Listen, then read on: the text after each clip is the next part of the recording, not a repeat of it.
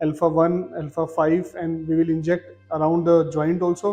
और ये भी नेक पेन भी रहता है ना आपको, ये भी दर्द रहता है, तो इनको नेक से भी थोड़ा सा रेडिकुलर पेन है, तो उसके लिए भी हम लोग इनको कापुट ब्लॉक्स की तरफ जाएंगे। इसके साथ में हम लोग करने वाले हैं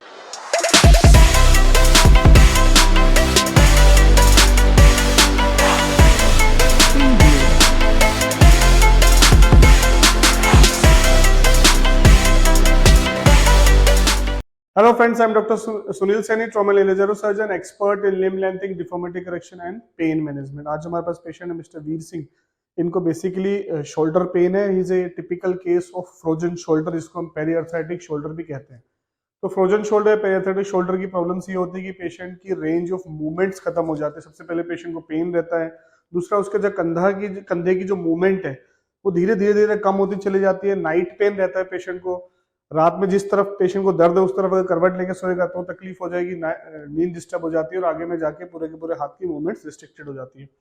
मुख्यतः रूप पे डायबिटीज पेशेंट्स के देखना पड़ता है, या फिर किसी को इंजरी हो जाए उनके अंदर भी होती है। कई बार बिना किसी कारण के भी जो है हमें फ्रोजन शोल्डर मिलता है। तो इनको जनवरी के अंदर इंजरी हुई थी, उसके बाद से ये मूवमेंट अभी कितने 3 महीने हो गए सर? हाँ जी 3 महीने सर। एक बार हाथ उठा के दिखाइए, पहले उस वाले हाथ को उठाओ, ओके।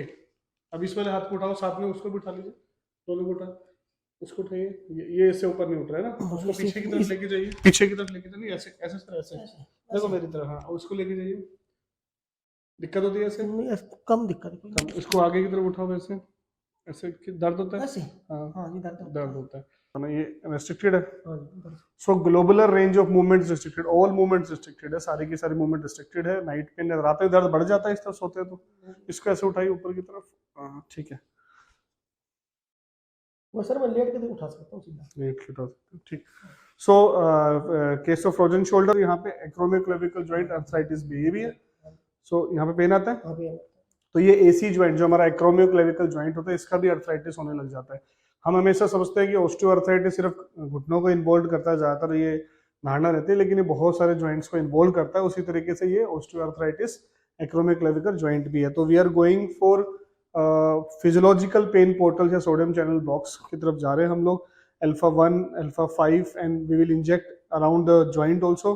और ये भी नेक पेन भी रहता है ना आपको, ये भी दर्द रहता है, तो इनको नेक से भी थोड़ा सा रेडिकुलर पेन है, तो उसके लिए भी हम लोग इनको कापुट ब्लॉक्स की तरफ जाएंगे। इसके साथ में हम लोग करने वाले हैं पोलोजोन थेरेपी, जिसके अंदर हम ज्वाइंट के अंदर इंजेक्ट करेंगे डीएससीबी इंजेक्शन का कंटेंट, और साथ में हम लोग इंजेक्ट करेंगे ओजोन, और फिर थोड़ा मैनिपुलेशन करेंगे, ताकि इसमें हमारा एम यही रहता है कि हम पेन को कंट्रोल कर ले और मूवमेंट्स को खोलने में हेल्प करें।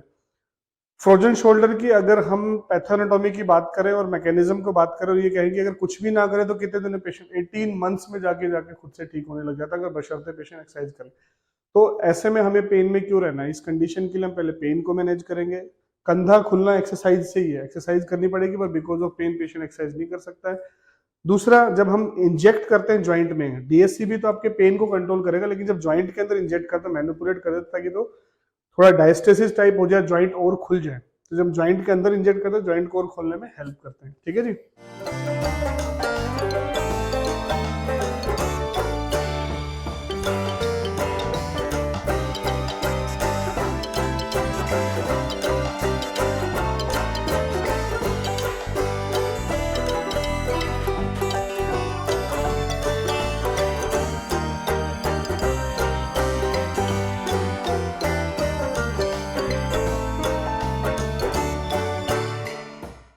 सो बेसिकली मैंने इनको α1, α5, α3 एंड α4 भी इंजेक्ट किया, बिकॉज ये एल्बो के आसपास दर्द बता रहे थे।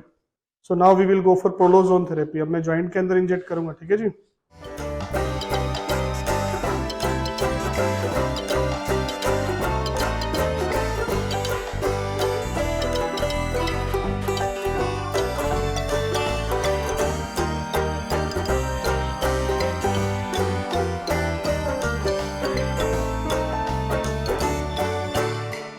So now I'm basically injecting ozone now.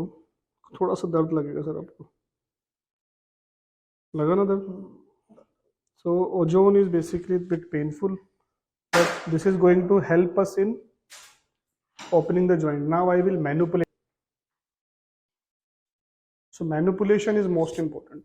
Now I am going for AC joint.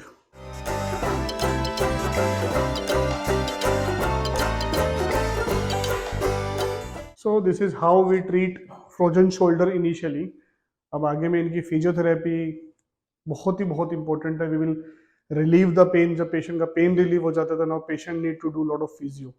Patient exercises इसलिए नहीं कर पाते हैं कि पेन इतना ज़्यादा सीवियर रहता है. तो it's very important that we should control the pain first, make patient pain free, then we go for physio, regress physio. इसके बाद रिग्रेस फिजियो की जरूरत पड़ेगी. हमने खुद इनको कहा कि खूब एक्सरसाइज आपको करनी है. इस तरीके से फ्रोजन शोल्डर को ट्रीट किया जाता है. हमने अभी इनको इंजेक्ट किया है DSCB, जिसको हम फिजियोलॉजिकल पेन ब्लॉक्स भी कहते हैं. सोडियम चैनल ब्लॉक एजेंट्स होते हैं पेन मैनेजमेंट के लिए. साथ में हमने प्रोलोजोन थेरेपी करी है. एंड लेट्स सी कि इमीडिएटली हैंड टू हैंड क्या इंप्रूवमेंट आनी है. आगे में physio is very important, but let's see. Sir इसको उठाइए. तो you can feel the difference. लग रहा है? नीचे कर लो. अच्छा, अब ऊपर की तरफ लेके जाइए. उठाओ, ऊपर ले जाओ, ऊपर ले जाओ, ऊपर ले जाओ. पहले से खुला? हाँ जी, पहले से तो कैसा कुछ लग रहा है? अंतर, हाँ, खुल अंतर है सब, खुल गया.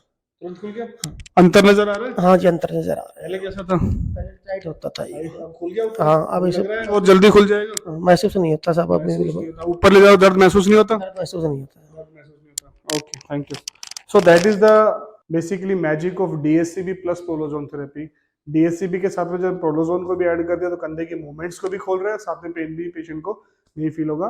This is the magic treatment of DSCB plus prolozone therapy for frozen shoulder. Frozen shoulder इतनी कॉमन समस्या इस देश के अंदर बनी हुई है, ट्रॉमा की वजह से, डायबिटीज की वजह से और बाकी इश्यूज की वजह से. डायबिटिक पेशेंट्स बहुत कॉमन है अपने यहाँ पे, और डायबिटिक पॉपुलेशन बहुत बढ़ती जा रही है. इसलिए फ्रोजन शोल्डर आने वाले समय में बहुत ही कॉमन होने वाला है. आपको, आपके जानने वाले, आपके परिवार में किसी को इस प्रकार की समस्या है, कंधे का पेन रहता है, फ्रोजन शोल्डर है, डायबिटीज भी है, या फिर और भी कोमोबिडिटी है, उनके अंदर भी इस इंजेक्शन को बिना किसी साइड इफेक्ट्स के दिया जा सकता है. किसी प्रकार के कोई भी साइड इफेक्ट इसमें है नहीं, कोई लाइफ थ्रेटनिंग साइड इफेक्ट्स नहीं है.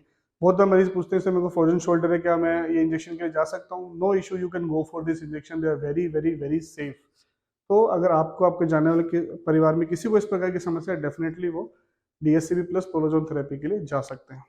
सो फ्रेंड्स, आप cervical spondylosis, tennis elbow, frozen shoulder, lumbar disc problems, fibromyalgia, sciatica pain, इन सारी कंडीशंस के लिए अगर आपके परिवार में, आपके जानने वाले में आप में कोई भी पीड़ित है, साथ में ऑस्टियोआर्थराइटिस नी के लिए अगर आप नॉन सर्जिकल मैनेजमेंट देख रहे हैं, सिमिलरली आप फ्रोजन शोल्डर के लिए, साथ में आप मेनिस्कस टीयर्स के लिए, ACL टीयर्स के लिए, रोटेटर कफ टीयर्स के लिए, इन सारी कंडीशंस के लिए, टेंडर इंजरीज है, इन सब कंडीशन के, सर्वाइकल पेन्स के लिए, सर्वाइकल स्पॉन्डिलोसिस के लिए, माइग्रेन के लिए, इन सारी कंडीशन को बिना नॉन सर्जिकल ट्रीटमेंट किया जा सकता है. पेन मैनेजमेंट, साथ में physio, rehabilitation, dietary changes, lifestyle modification, जब इन सारे फैक्टर्स पर हम काम करते हैं तो पेशेंट कंप्लीट तरीके से ठीक हो सकता है, एक एक्टिव लाइफस्टाइल लीड कर सकता है, पेन फ्री जिंदगी जी सकता है. ऐसी किसी भी समस्या के लिए आप नीचे दिए गए नंबर पे कांटेक्ट कर सकते हैं. अपनी रिपोर्ट हमारी टीम से शेयर करके फ्री ओपिनियन हमारी टीम से ले सकते हैं. आगे में आपको ऐसी हेल्थ टिप्स मिलती है दोस्तों. इसके लिए चैनल सब्सक्राइब करना ना भूलें. तुरंत चैनल को सब्सक्राइब करें, वीडियो को लाइक करें और शेयर करें. Thank you.